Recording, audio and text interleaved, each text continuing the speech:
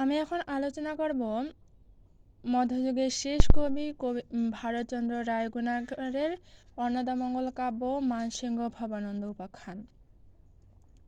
এটি আমি line by line ব্যাখ্যা করে বোঝানোর চেষ্টা করব প্রথম থেকে। বইটা পুরনো, সমস্যা নেই, পড়াগুলো চেঞ্জ হয়নি। শোনো শোনো শোনো নিবেদন সভাজন সব, যেরূপে প্রকাশ অন্নপূর্ণা মহোৎসব। অর্থাৎ তোমরা শোনো যে কিভাবে অন্নপূর্ণা দেবীর প্রকাশ হয়েছে। সুজা খা, নবাব সুদ, সরফরাজ খা, দেওয়ান আলমচন্দ্র রায় রায় রায়া।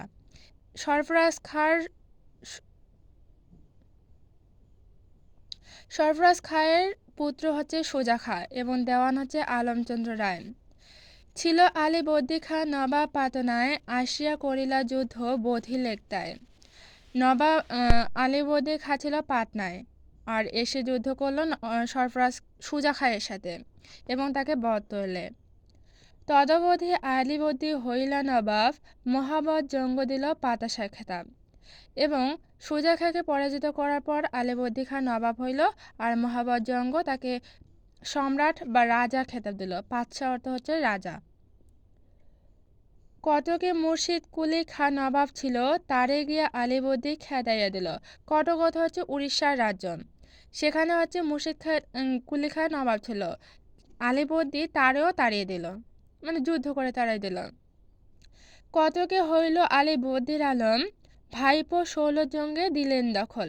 এই আলীবর্দীর ভাইপো আবার ষোলজঙ্গ। কটক মুর্শিদ কুলি খাকে পরাজিত করার পর যখন কটক দখল করলো, ষোলজঙ্গ আবার সেই কটক দখল করার পর সেখানে দখল নিল। নবাব ষোলজঙ্গ রহিলা কটকে, মুরাদ বাখ তারে ফেলিল ফাটকে। নবাব ষোলজঙ্গ যখন কটকে রহিল তখন মুরাদ বাফর আবার তাকে আটকে ফেলল। লুঠি নিল নারী গাড়ি দিল বেরি তোক, শুনি মহাবজঙ্গ চলে পেয়ে শোক। সবকিছু লুঠে নিল এবং তাকে শিকল পরালো। বেরি অর্থ শিকল। শুনি মহাবজঙ্গ চলে পেয়ে শোক। মহাবজঙ্গ যেহেতু আলীবর্দী খাকে পাতশাহ খেতাব দিয়েছিল তাই তার একটু কষ্ট হয়েছিল। উত্তরিলা কটকে হইয়া তোরা পর, যুদ্ধ হারি পলাইল মুরাদ বাখর। এবং মহাবজঙ্গ কটকের দিকে চলল এবং মুরাদ বাখরকে যুদ্ধে হারাইল। ভাইপো ষোলজঙ্গে খালাস করিয়া, উড়িষ্যা করিল ছাড় লুঠিয়া পড়িলা। এবং মহাবজঙ্গ এই ষোলজঙ্গকে তার বন্দি থেকে রক্ষা করল। বিস্তর লস্কর সঙ্গে অতিশয় জম, আসিয়া ভুবনেশ্বরে করিলে ধন। বিস্তর লস্কর মানে হচ্ছে অনেক সৈন্য নিয়ে আসলো এবং ভুবনেশ্বরে অনেক আনন্দ করলাম। ভুবনে ভুবনেশ্বর মহেশের স্থান, দুর্গা সহ শিবের সর্বদা অধিষ্ঠান। ভুবনে ভুবনেশ্বর বলতে এখানে কৈলাসকে বোঝাচ্ছে, যেখানে হচ্ছে মহেশ বা শিবের স্থান, মহেশের স্থান। দুর্গা সহ শিবের সর্বদা, কৈলাসে তো দেবী দুর্গা এবং শিব অধিষ্ঠান করেন। দুরাতা মোগল তাহে দৌরাত্ম্য করিল, দেখিয়া নন্দীর মনে ক্রোধ উপজিল। দুরাতা মোগল মানে দুরাতা হচ্ছে পাপী, মোগল মানে অনেক খারাপ কিয়া করলো। দেখিয়া নন্দীর অনেক রাগ হলো। মারিতে লইলা হাতে প্রলয়ের শুল, করিতে যবন সব সমলে নির্বল। নন্দীর এতটাই রাগ হলো যে তাদেরকে মারার জন্য শুল হাতে নিল, সমলে নির্মূল করার জন্য। নিষেধ করিল শিব ত্রিশূল মারিতে, বিস্তর হইবে নষ্ট একেরে বোধেতে। যখন নন্দী মারার জন্য এগিয়ে আসলো তখন শিব তাকে নিষেধ করল।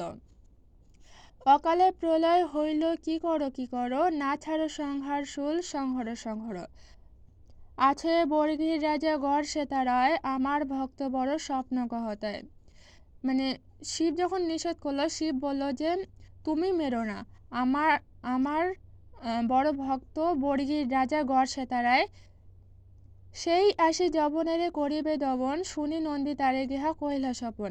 মানে এই বর্গীর রাজা গড় সেতারায় এদেরকে দমন করবে, এটি তুমি স্বপ্নে গিয়ে তাদেরকে বলো।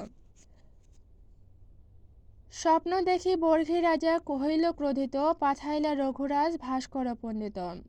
বর্গী মহারাষ্ট্র আর সৌরাষ্ট্র প্রভৃতি আইলা বিস্তর সৈন্য বিকৃত আকৃতি। স্বপ্ন স্বপ্ন দেখে হচ্ছে বর্গী রাজা গড় সেতারায় খুবই ক্রোধ হইলেন এবং রঘুরাজ ভাস্কর পণ্ডিতকে পাঠাইলেন এবং এই মহারাষ্ট্র ও সৌরাষ্ট্র মানে অনেক সৈন্য নিয়ে আক্রমণ করল। লুথি ভাঙা লাল লোকে করিল কাঙ্গাল, গঙ্গা পার হইল বাঁধি নৌকার জাঙ্গাল। কাটিল বিস্তল গ্রাম গ্রাম পুরী, লুথিয়া লইল ধন ঝিউরি বহুরি। মানে অনেক লোক নিয়ে গঙ্গা পার হইল নৌকার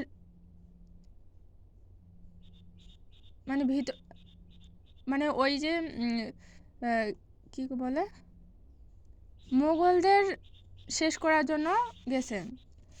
পলাইয়া কোঠে গিয়া নবাব রহিল, কি কহিব বাঙালার যে দশা হইল। লুথিয়া ভুবনেশ্বর যবন পাতকী, সেই পাপী ৩০০ হইল নারকী। নগর পুরিলে দেবালয় কি এড়ায়, এটা হচ্ছে গুরুত্বপূর্ণ লাইন। নগর পুরিলে দেবালয় কি এড়ায়, অর্থাৎ যেখানে সব কিছুই ধ্বংস হচ্ছে সেখানে তো আর শুধু দেবালয় বা মন্দির থাকবে না, মানে সব কিছুরই ক্ষতি হবে। বিস্তর ধার্মিক লোক থেকে গেল দায়, নদিয়া প্রভৃতিচারী সমাজের প্রতি, কৃষ্ণচন্দ্র মহারাজ শুদ্ধ শান্তমতি। নদিয়া প্রভৃতিচারী সমাজের প্রতি হচ্ছে কৃষ্ণচন্দ্র মহারাজ, যিনি হচ্ছে শুদ্ধ শান্ত। প্রতাপ তপনে কৃতি পদ্ম বিকাশিয়া, রাখিলেন রাজলক্ষ্মী অচল করিয়া। রাজা রাজ চক্রবর্তী ঋষি মহারাজ, ইন্দ্রের সমাজ সম যাহার সমাজ। মানে কৃষ্ণচন্দ্রের সমাজটা হচ্ছে ইন্দ্রের সমান। কাশিতে বান্ধিলা জ্ঞান বাপির সমান, উপমা কোথায় দিব না দেখি সমান। দেবীপুত্র বলি লোক যার গুণে গায়, এহ পাপে সেহ রাজা ছেকিলেন দায়। মানে এই যে রাজা কৃষ্ণচন্দ্রকে সবাই হচ্ছে দেবীপুত্র বলে, অনেক গুণ গায়, কিন্তু এমন পাপ করলো যে এই এই রাজা হচ্ছে সেই দায়টা নিতে হইলো তাকে। মহাবত চঙ্গ তারে ধরে লয়ে যায়, নজরানা বলে 12 লক্ষ টাকা যায়। মানে নজরানা হচ্ছে ছেড়ে দেওয়ার জন্য 12 লক্ষ টাকা চায়। লিখি দিল সেই রাজা দিব 12 লক্ষ, সাজওয়াল হইল সুজন সর্বভক্ষণ। বর্গিত লুঠিল কত কত বা সুজন, নানা মতে রাজার প্রজার গেল ধন। বদ্ধ করে রাখিলে মুর্শিদাবাদে, কত শত্রু কত মতে লাগিল বিষাদে। দেবীপুত্র দয়াময় ধরাপতি ধীর, বিবিধ প্রকারে পূজা করিলা দেবীর। মানে এখান থেকে মুক্তি পাওয়ার জন্য পরে দেবী দুর্গার পূজা করল। 34 অক্ষরে বর্ণাইয়া কৈলাস্তব, অনুকম্পার স্বপনে হইলা অনুভব। 34 অক্ষরে বর্ণাইয়া দেবীর স্তব করিল এবং স্বপনে অনুভব করল। অন্নপূর্ণা ভগবতী মূর্তি ধরিয়া, স্বপন কহিলা মাতা শিওরে বসিয়া। অন্নপূর্ণা ভগবতী মূর্তি ধরিয়া, স্বপন কহিলা মাতা শিওরে বসে। অন্নপূর্ণা ভগবতী হচ্ছে মূর্তি ধরে রাজা শিওরে বসে স্বপন কহিল, শুনো রাজা কৃষ্ণচন্দ্র না করিয়া ভয়, এই মূর্তি পূজা করে দুঃখে হবে ক্ষয়। অর্থাৎ রাজা কৃষ্ণচন্দ্রকে স্বপ্ন দেখালো যে কোনো ভয় করো না, এই মূর্তি পূজা করো, তাহলেই তোমার দুঃখ শেষ হবে। আমার মঙ্গল গীত কঠো প্রকাশ, কয়ে দিলা পদ্ধতি গীতের ইতিহাস। চৈত্র মাসের শুক্লপক্ষে অষ্টমী নিশায়, করিহ আমার পূজা বিধি ব্যবসায়। অর্থাৎ দেবী দুর্গা চৈত্র মাসের শুক্লপক্ষে অষ্টমী রাতে তার পূজার বিধান দিল। সভাসদ তোমার ভারতচন্দ্র রায়, মহাকবি মহাভক্ত আমার দয়ায়। তুমি তারে রায় গণাকর নাম দিও, রচিত আমার গীত সাদরে কহিও। অর্থাৎ রাজা কৃষ্ণচন্দ্রের সভাকবি ভারতচন্দ্র রায়কে রায়গুণাকর নাম দিয়ে তার গীত রচনা করার আদেশ দিলেন। আমি তারে স্বপ্ন কব তার মাতৃবেশে, অষ্টাহ গীতের উপদেশ সবিশেষে।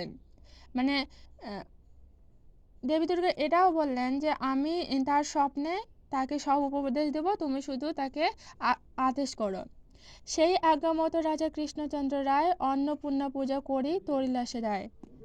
যাসাও।